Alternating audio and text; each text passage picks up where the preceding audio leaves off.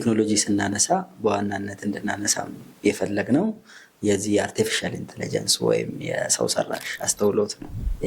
ምን አዳዲስ ነገሮች አሉ በጤናና በሕክምናው ዙሪያ ኤአይ እየፈጠራቸው ያሉ ነገሮች ነገ ታዲያ ያስፈራል ብለሽ ታስቢያለሽ? ጀስት እየፈራ ወይ የማይጠቀመው ሰው ካለ ያ ሰው ነው ሉዝ እያደረገ ያለው።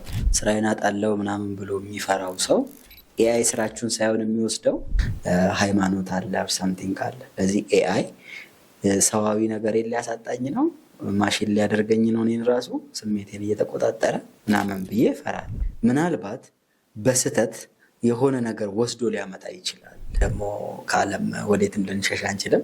ዓለም ደግሞ አንቺ ቅድም እንደነገርሽን በጣም በዚህ በኤአይ ገፍቷል። እንደ አንድ ባለሙያ መቼ ነው መጠቀም ያለብን ነገር ሲግኒፊካንትሊ ታስካችን ጊዜ የሚያደርግልን ካልነ በስተቀር ቱ ማች ዲፔንዳንት መሆንም አስፈላጊ አይደለም።